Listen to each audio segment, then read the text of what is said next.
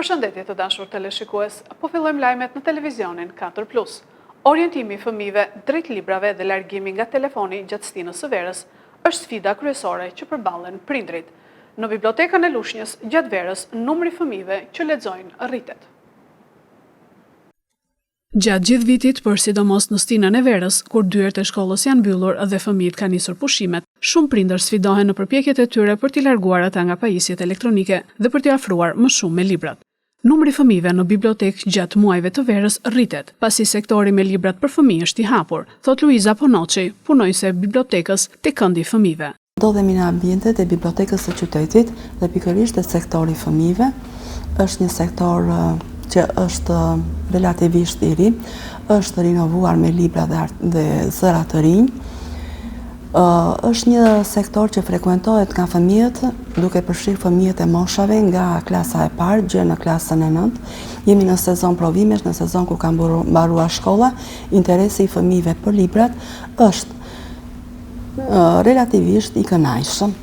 Kjo shprehet, ose më saktë të themi, kjo duket tek vizitat që bëjnë fëmijët gjatë javës dhe kulmi i tyre arrin ditën e shtunë, ku fëmijët i marrin librat jo vetëm për t'i lexuar në shtëpi, por vinë studiojnë edhe në sallë. Zonja Ponoçi tregon edhe titujt e librave më të preferuar për fëmijët. Gjithashtu, vjen edhe me propozime për librat që ata mund të lexojnë. Këndi i fëmijëve është pasuruar me libra të rinj që janë dhuruar bibliotekës. Librat që të riqen më tepër janë librat fantastiko-shkencor, autorët e huaj, siç është libri i shkrimtarit Edmond de Amicis Zemër, ose Poliana Rritet dhe zëra të tjerë. Janë libra të rinj, të ardhur ishtas në bibliotekë. Kemi pasur një bashkëpunim shumë të mirë edhe me shoqata, me dhurues, me dashamirës të librit, që kanë dhuruar libra për fëmijët. Numri është në rritje, edhe pse ka mbaruar shkolla, interesi për librin është, fëmijët vinë dhe mund të themi se prurjet janë disi pak më të larta se sa kur fëmijët ishin në shkollë. Jemi të kënaqur sepse në këtë aspekt fëmijët largohen, qëndrojnë larg internetit, qëndrojnë larg telefonit dhe kur e prekin librin me dorë janë më të kënaqur. Moshat që preferojnë më tepër bibliotekën janë nxënësit e klasave të 7-ta, të 8-ta, sepse përgatiten për provimet e lirimit, të ndihmuar dhe nga mësuesit e gjuhës dhe letërsisë, të cilët ju kanë dhënë një program dhe ne përpiqemi që atë program t'ju gjejmë ato libra që ata të jenë të gatshëm për provimet në sezonin e ardhshëm shkollor. Ajo inkurajon fëmijët të lexojnë sa më shumë, sepse librat janë dituri dhe një mundësi e mirë për të zhytur në botën e aventurave. Një mesazh që do t'ju jepja fëmijëve është ky: lexoni sa më shumë, sepse libri është dituri. Ashtu siç e kemi theksuar edhe tek këndi jon, ku themi libri ndriçon mendjet, mendjet ndryshojnë botën. Protestojnë për mungesën e ujit të pishëm gjatë verës banorët e Varibopit në Cakran. Edhe pse ju premtua gjatë fushatës që situata do ndryshoj, përsëri që nga muaji maj, rubinetat e çesmave të tyre furnizohen vetëm 10 minuta me ujë në ditë. Banorët e fshatit Varibop në njësinë administrative Cakran kanë protestuar paraditën e sotme për mungesën e ujit të pishëm gjatë verës, edhe pse janë taksa pagues të rregullt. Ata pohojnë plot indinjat se me rritjen e temperaturave duke filluar nga muaji maj dhe deri në muajin tetor, rubinetat e çesmave të tyre furnizohen vetëm 10 minuta në ditë. Ndodh gjithmonë çdo verë sa fillon behari këtu në fshatin tonë. Dhe pengesa jonë është gjithmonë se ujtë që hapet në depot nuk mbushet depo, janë qerekore reziston. E shumta është që të vendosin ose të vendosin një depo 100 tonshe të madhe, furnizohet, jo një qerekore të rrit depo. Ora nuk vjen 10 minuta më para ka fiku qerçe se sa ka ndesu. E ndesaj edhe fik. Banjot janë për i bret zotit. Shtëpit të pafshirë, dorë s'kemi ku t'i lajmë. Sytë s'kemi ku t'i lajmë, as një gjë nuk kemi këtu në këtë. As pusë s'kemi hapur, as një gjë, s'ka. Ku ka? S'ka as një gjë. Jemi umeruam. Gjatë fushatës na u premtua se kjo problematik do të marrë fund, thon banorët, po deri më sot vijon të mbetet e pandryshuar. Neve kur vim fushata, uj 24 orë në ditë në muajt i kemi. Ora në ditët të rej. Ora na japën në ditët, na japi 1 orë të pakën ujë, 1 orë. Unë kam 5 ditë kam marrë në Italia. Ky thot të gjithë personat të kthehen në Shqipëri. Për çfarë do kthehem kur unë s'kam asnjë kusht këtu? more vesh, toka, shtëpia është këtu. Po që do kur unë nuk kam as rruga as ujë asgjë. Unë për 5 ditë s'kam mbushur 5 kile ujë. Bolierët jam bosh. Hajde hap rubinetat të bindesh se kush jam. Situatë absurde e ka quajtur një shtetas francez. Et c'est surtout que c'est les vacances et que les enfants n'ont pas d'eau pour boire la journée alors qu'ils jouent beaucoup.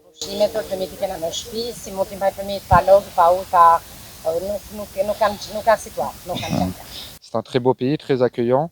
Mais...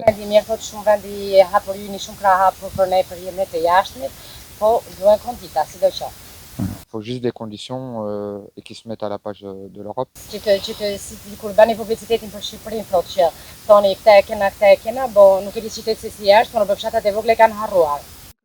Vari Popi furnizohet me ujë të pishëm nga një depo e ndërtuar që në kohën e sistemit të mëparshëm, që sipas banorëve duhet të rindërtohet nëpër masa më të mëdha. Depo është e vogël që ngon në veri. Bën një depo të madh, një depo të jetë 100 tonë shella.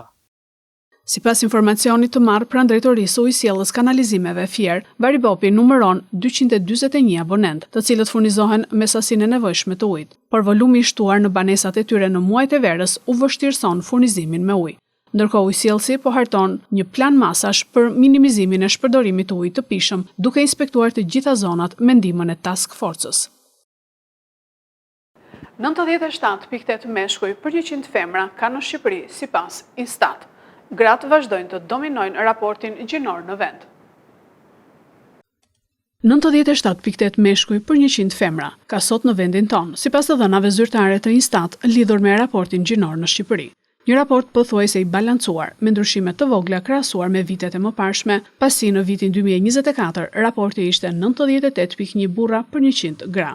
2 vite më parë, në vitin 2023, të dhënat nga censusi i popullsisë treguan se në Shqipëri kishte afërsisht 1.36 milion burra dhe 1.39 milion gra. Kjo përkthehet në një raport prej 102 gra për çdo 100 burra, që do të thotë se kishte rreth 2% më shumë gra se sa burra. Nëse e krahasojmë me Bashkimin Evropian, më 1 janar 2023 në Bashkimin Evropian kishte 229 milion gra dhe 219 milion burra. Kjo korrespondon me një raport prej 104.6 gra për 100 burra, që do të thotë se kishte 4.6% më shumë gra se sa burra. Sa i përket Shqipërisë, të dhënat e Eurostatit tregojnë se gjatë 2 dekadave të fundit, Shqipëria renditet ndër vendet evropiane me rritjen më të lartë të raportit gjinor në favor të grave. Ajo çka vije të re ndër vite është se edhe pse në norma të qëndrueshme, raporti meshkujve dhe femrave në vendin ton po shfaq ulje nga viti në vit. Kjo mund të jetë si pasojë disa faktorëve, si ulja e lindshmërisë dhe emigrimi i gjinisë mashkullore. Plani policor kombëtar Koordinata kapi në flagrancë dhe arrestoi 59 vjeçarin në Roskovec, pasi kultivoi bimë narkotike. Gjithashtu, asgjësuan nëpërmjet djegjes bimët narkotike. Operacioni policor i koduar Koordinata kapi në flagrancë dhe arrestoi 59 vjeçarin në Roskovec, duke kujdesur për bimët narkotike që kishte kultivuar në afërsi të përrojit të fshatit ku banonte. Gjithashtu, asgjësuan nëpërmjet djegjes bimët narkotike. Në kuadër të planit operacional Koordinata, si rezultati kontrollave sistematike dhe atyre të bazuar tek informacionet e siguruara nga inteligjenca policore, shërbimet e Komisariatit të Policisë Fier goditën një tjetër rast të veprimtarisë kriminale të kultivimit të bimëve narkotike. Për rastin u vu në pranga shtetasi FR, 59 vjeç, banues në fshatin Vlosh. Ai u kap në flagrancë duke u kujdesur për 22 bimët e dyshuara narkotike Cannabis sativa, që kishte kultivuar në afërsi të përrojit të fshatit ku banonte. Kontrollet në kuadër të planit operacional Koordinata vijojnë. Materialet procedurale ju referuan prokurorisë pranë gjykatës së shkallës së parë të jurisdiksionit të përgjithshëm Fier për veprimet të mëtejshme. Dështon seanca e 32 në Kosovë. Partitë nuk arrin konsensus për institucionet e reja. Kuvendi i Kosovës dështon të konstituohet për herën e 32. Ndryshimi vetëm nga seancat e mëparshme ishte numri i deputetëve pjesëmarrës. Vetëm 75 deputet nga 120 të zgjedhur morën pjesë në këtë seancë. Kryetari Avni Dehari përsëriti kërkesën për formimin e komisionit për votimin e fshehtë, por Partia Demokratike e Kosovës, Lidhja Demokratike e Kosovës dhe Aleanca për Ardhmërinë e Kosovës nuk pranuan të japin emrat, me arsyetimin se ka shkelje të rregullores. Për këtë arsye votimi dështoi. 45 deputet kanë dhënë votën për, kundër ka qenë 1 deputet, abstenim nuk ka, nuk kemi quorum, ndërpritet seanca, shihemi me 17:06:25 në orën 10. Deputetët e LDK-s dhe PDK-s bën përgjegjëse për dështimet e vazhdueshme lëvizjen vetvendosja. Kryeministri në detyrë, partia vetvendosje përveç që nuk ka interes në zhbllokimin e kësaj situate, ata tashmë nuk kanë interes as me pjesëmarrje në seancën e kuvendit, kështu që është jashtëzakonisht shqetësuese numri i vogël i deputetëve që po marrin pjesë në seancat e kuvendit. Në këtë rast, zgjidhja e vetme është që lëvizja vetvendose të reflektojë. Mirë po në të njëjtën kohë i bëjmë thirrje edhe presidentës që të marrë një rol më aktiv, sepse në kuadër të kompetencave të saj është dhe mbarvajtja dhe funksionimi demokratik i institucioneve.